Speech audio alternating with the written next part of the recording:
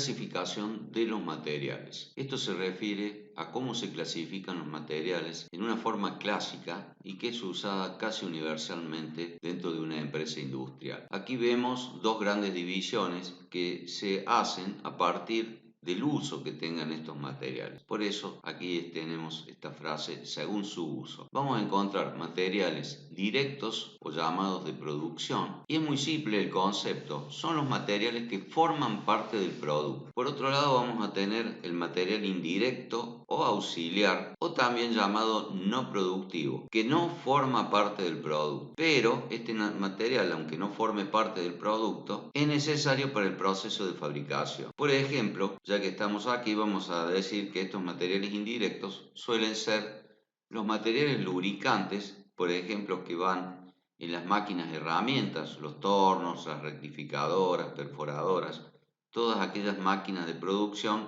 que necesitan tener lubricante para funcionar. Otro material indirecto auxiliar son las herramientas, que son generalmente las herramientas de corte de las máquinas, o pueden ser herramientas de manos o atornilladores, o todo tipo de herramienta que se use en el proceso de producción. Otro de los insumos que generalmente aparecen, los más comunes, son los guantes de protección que usan los operadores, y estos también son considerados materiales auxiliares o no productivos. Es fácil ver con estos tres ejemplos, porque hay infinitos materiales indirectos o no productivos, es fácil ver que estos elementos no van a formar parte del producto final que se obtiene mediante el proceso de fabricación.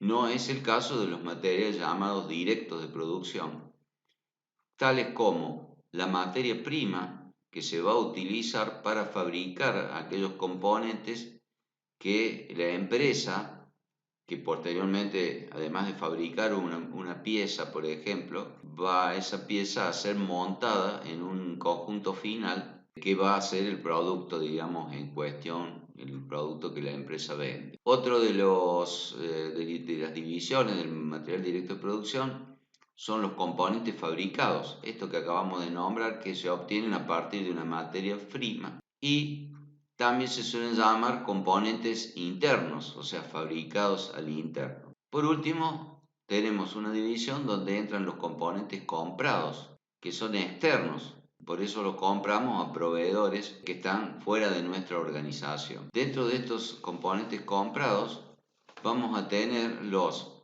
específicos, o sea que son piezas o elementos que responden a un plano y se llaman específicos porque son propios de mi empresa, propios de mi producto. No puedo conseguirlos ya hechos, sino que van a tener que ser fabricados de acuerdo a la especificación o plano que yo haya diseñado.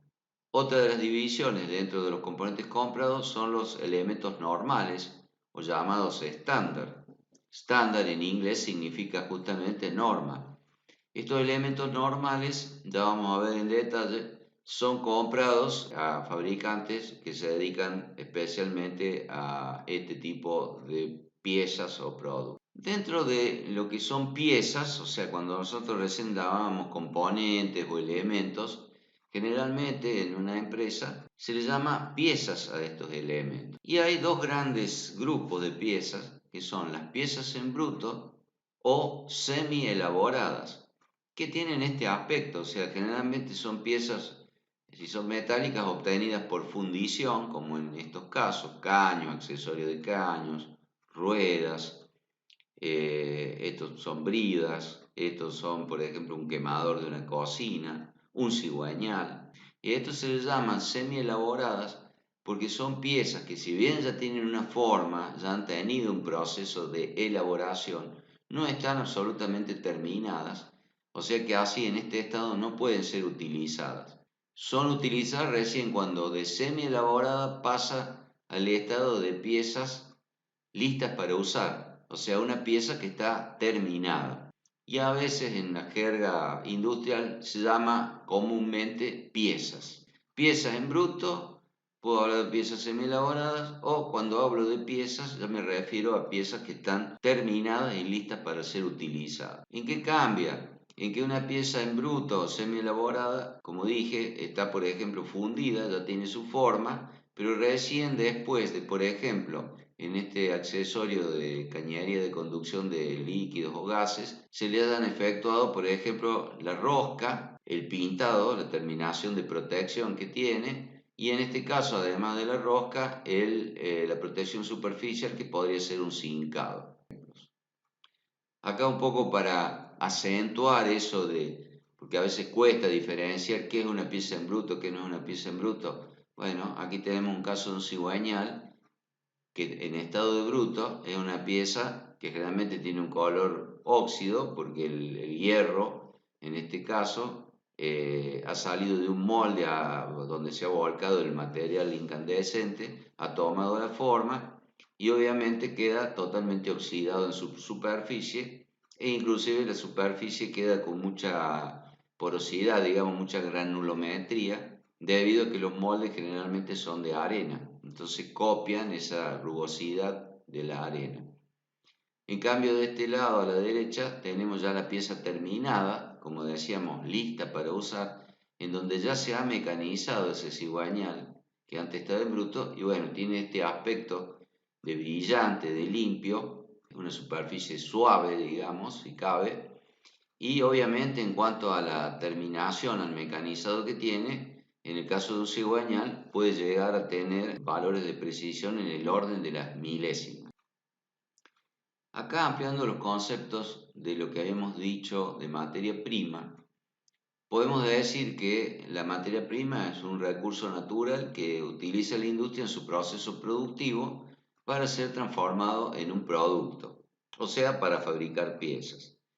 Estos productos, estas materias primas se adquieren en los mercados, digamos, en el mercado industrial, y son suministrados por proveedores de estos elementos. Ejemplos de estos productos tenemos los materiales más conocidos y más utilizados: el acero, el bronce, el cobre, el aluminio, el plástico, la goma. Estas materias primas las encontramos comercialmente en forma de chapas, de barras, de planchuelas, de tubos, alambre, planchas. Acá entre chapa y plancha a veces hay poca diferencia conceptual, pero normalmente cuando hablamos de productos metálicos hablamos de chapas y cuando hablamos de productos plásticos o gomas hablamos de planchas. En los componentes comprados y en la parte de elementos normales que habíamos mencionado, vamos a definir qué es un elemento normal. Es un elemento fabricado bajo normas, estándares internacionales, en grandes cantidades por empresas especializadas. Tiene la ventaja de su bajo costo comparado con el que tendría si se fabricaran internamente. Y se adquieren también en el mercado y son adquiridos a proveedores que se dedican a esto.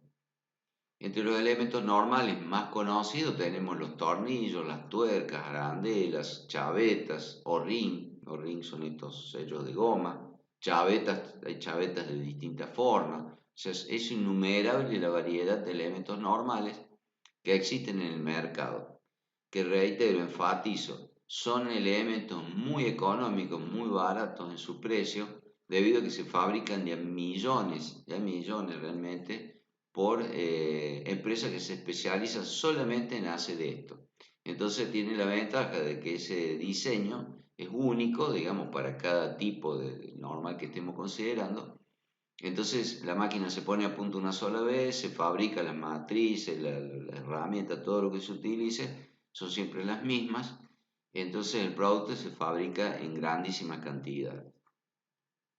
Por último, los materiales indirectos, auxiliares o no productivos, habíamos dicho ya que son elementos que no forman parte del producto, pero son necesarios para el proceso de fabricación. Se adquieren en el mercado también a proveedores. Estos materiales indirectos son lubricantes, alambres, por ejemplo, de soldadura, guantes, insertos, que son las herramientas de corte de la máquina de herramientas, los formularios, o sea, todo el papelerío que se suele utilizar en una producción industrial para identificar, para señalar piezas que tengan defectos, piezas que haya que tirar al scrap, etc. Y otro caso sería el fosfato, las pinturas, los decapantes, o sea, una serie de líquidos, gases, podrían ser gases que intervienen en los procesos, por ejemplo, de tratamiento térmico, de los hornos, etc.